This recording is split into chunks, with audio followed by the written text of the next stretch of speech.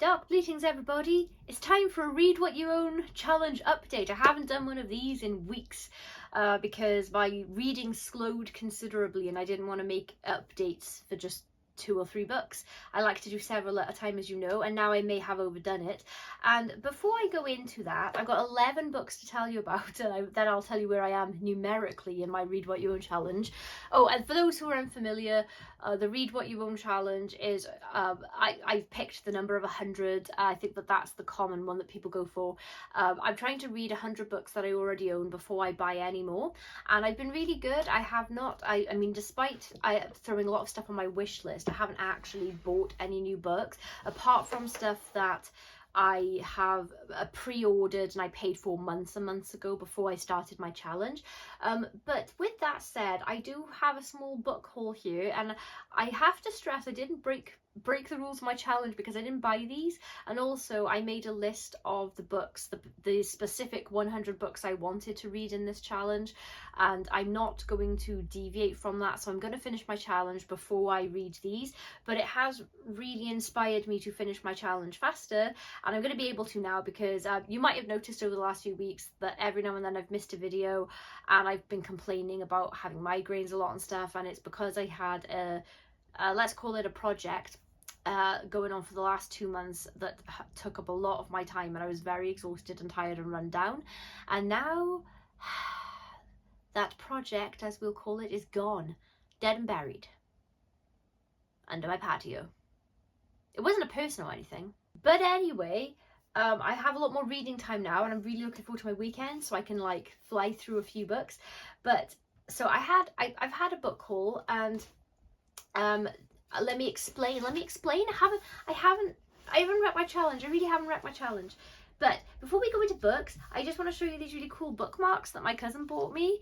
Thank you, Cara. She got me this really cool Pet Cemetery bookmark, the Stephen King one. I've got a Bride of Frankenstein. I've got a Friday the 13th, and I've also got this this Exorcist one. I think the Exorcist one might be my favourite, but I just wanted to show those to you for the bookmark fiends among you. Okay, so I had 3 separate deliveries. Now, I talked about Stephen Jones recently. In a recent video, I mentioned one of my favourite editors, possibly my favourite book editor, Stephen Jones. I'm very obsessed with any anthology that he's got anything to do with. I think that he's really got an eye for mixing stories and themes and everything as well. And yeah, he's just really great at what he does. And thanks to that video, somebody showed it to him, and then he contacted me, and I'm a really big fan of his zombie apocalypse series, and I was missing quite a few of them, so he sent me all the ones I was missing, and I'm so excited. And also the Mammoth Book of Zombies. So I just want to quickly explain zombie apocalypse to you. Well, as you can probably guess, the zombie apocalypse anthologies. So I've got, I don't know which order they go in, but I've got Zombie Apocalypse Endgame, and then I've got a Zombie Apocalypse, oh god, I'm never going to pronounce that,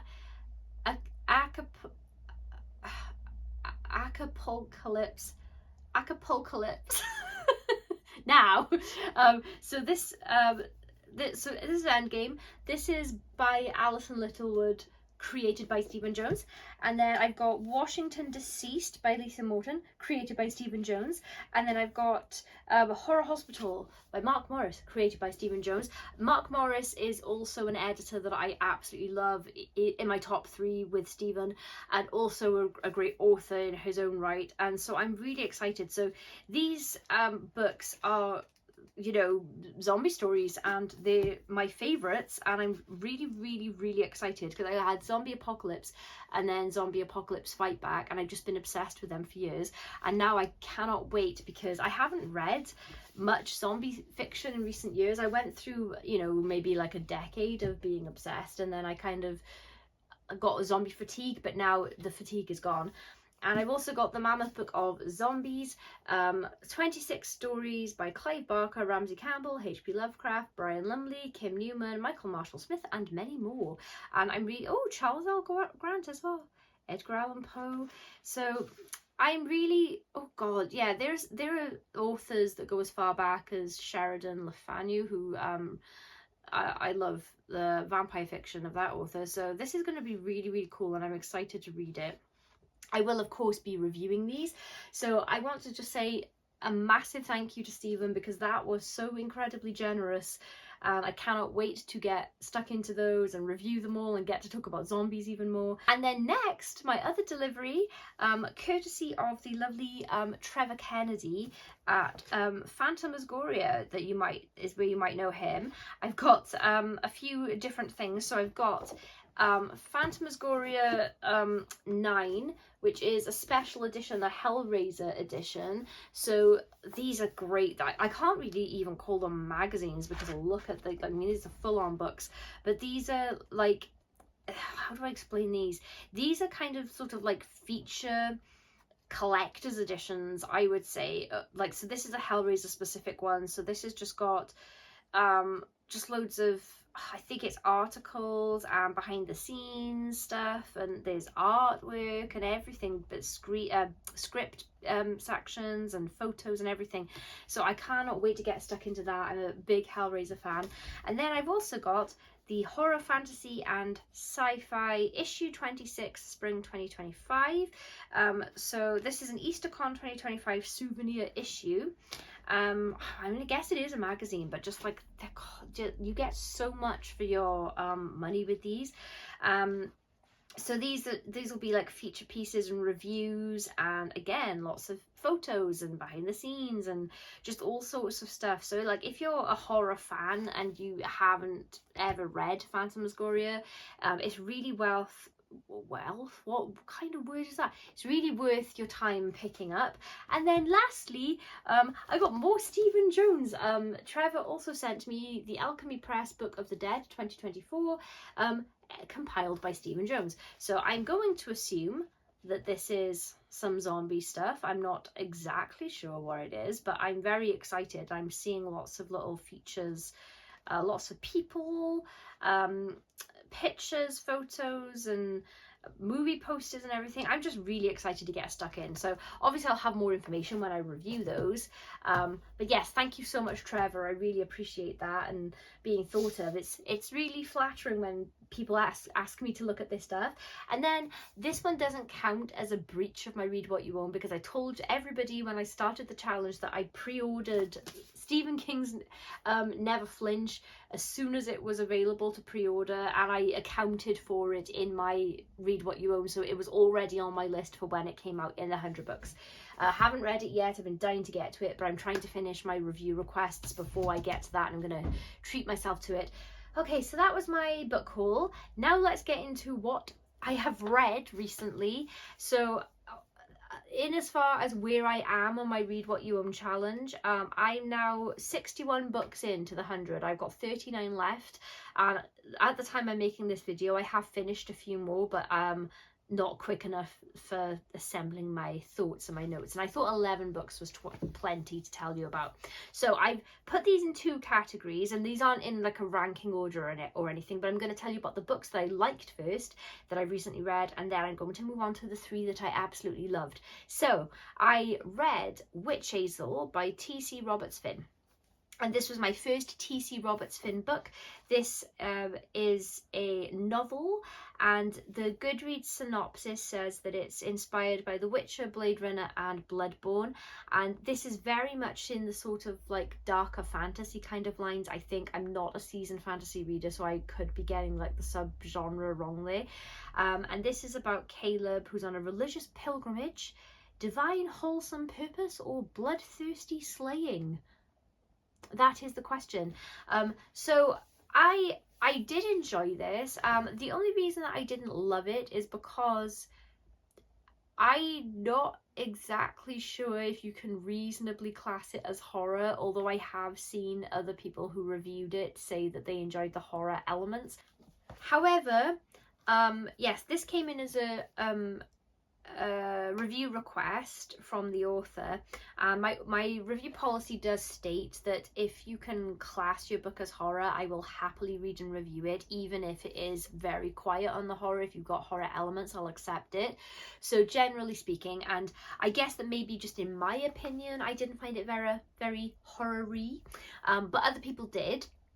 And it was, yeah, it's just well written and it was interesting. There was quite a lot going on, and so yes, if you like if you like fantasy with horror stuff, you probably like this.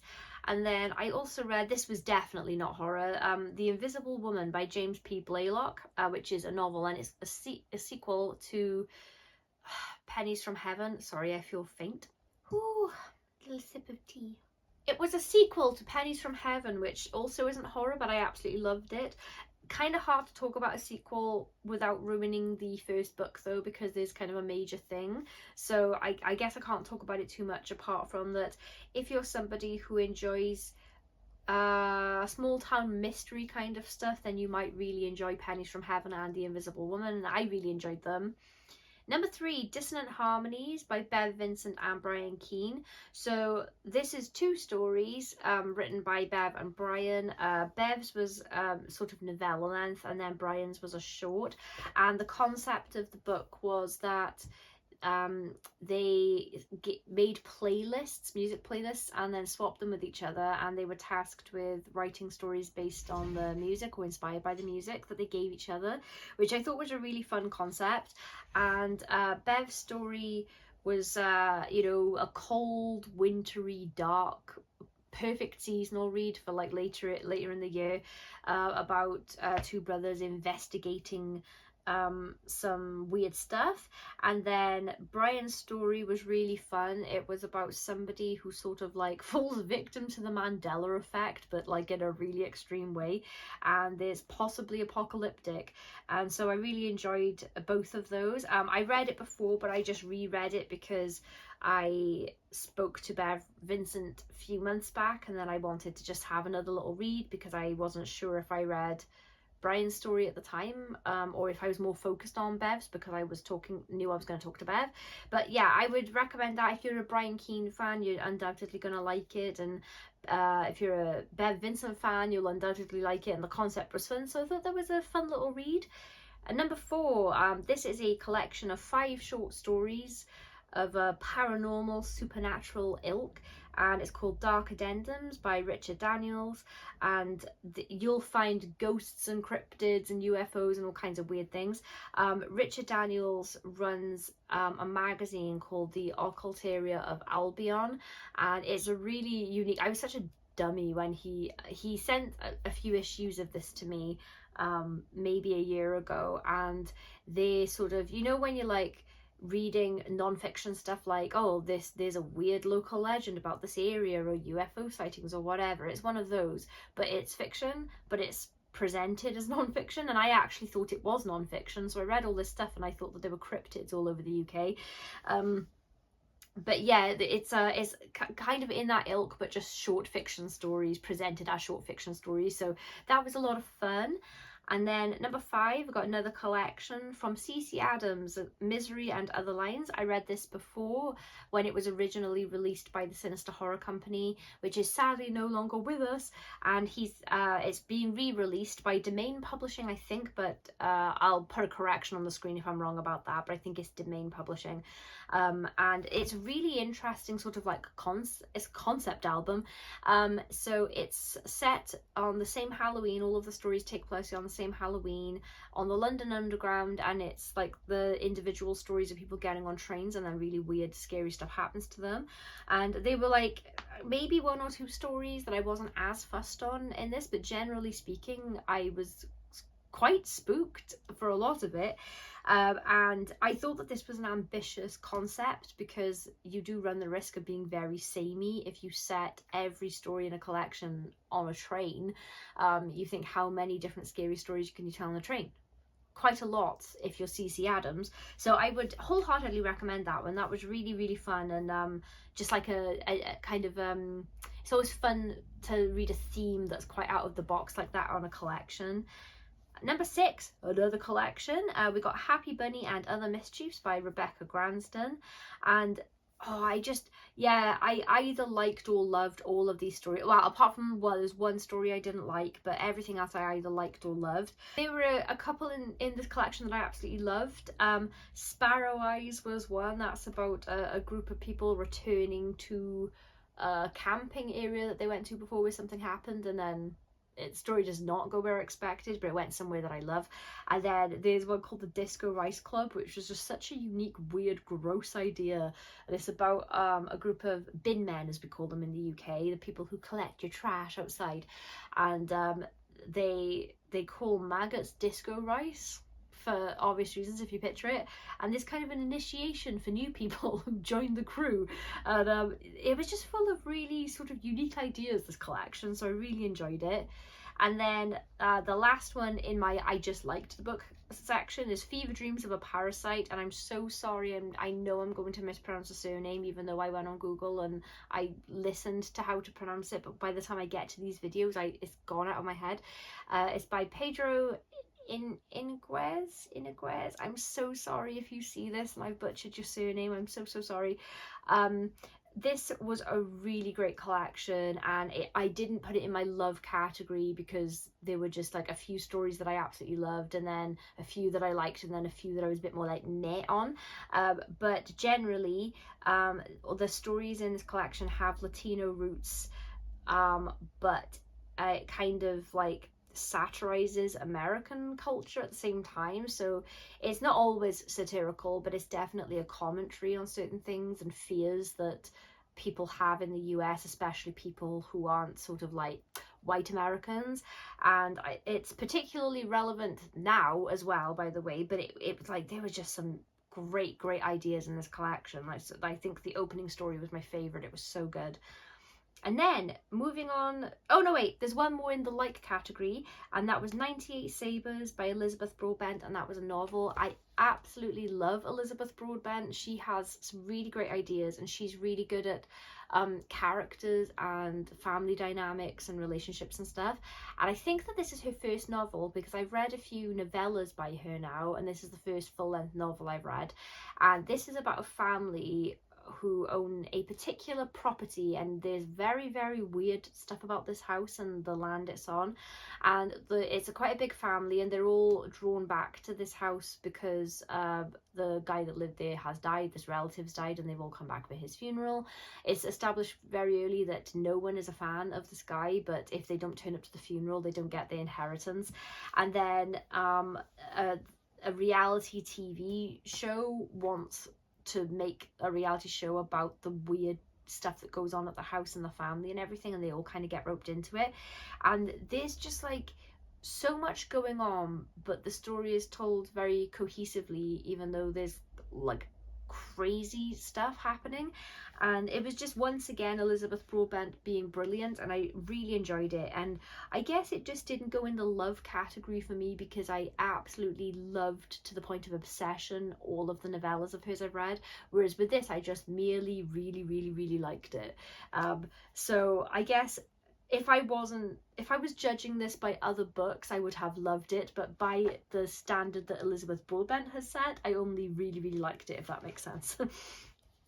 Okay, now we're moving into my loved category, and first up I've got a novella called Sacrilege by Barbara Avon, and I absolutely loved it. I got about 2/3 of the way in, and I suddenly was like, hang on a minute, how can this be classed as horror? But then she establishes how it's horror.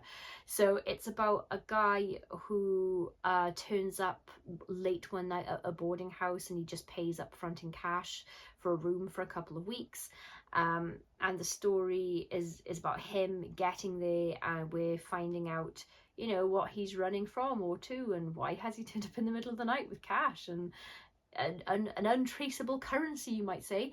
And then we've also got the woman that runs the boarding house, who initially comes off as quite abrasive, and then as the story goes on, you know, we figure out kind of like they both got their own demons, and they form a relationship, and it's just very fraught and tense, and the whole thing is just really like, I felt a bit anxious as I was reading it, but like in a good way, because you want to feel something when you're reading. but yeah, then we hit that 2/3 mark, and it's towards the end. You're like, oh, okay, this is how this is horror, and it was just so well done. And I loved. I mean, this is very much a character study kind of story, but it was really, really great. And then 10, we've got another novella from Dan Howarth called Territory, and this was oh, Jesus Christ, I'm going to pass out. And this was just such masterful storytelling. It was so good. It's a really fast read if you just want something you can read in one sitting and you've got a couple of hours. It's really kind of like a nature versus man kind of story, but it's not only that.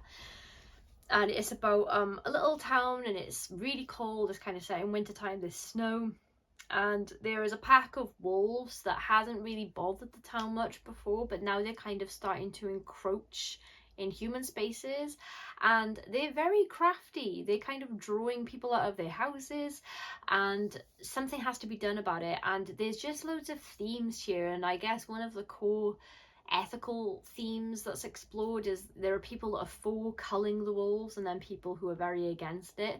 And but you know, this is a very real problem. And then there's I don't want to say, but there's another element of this that I just really loved.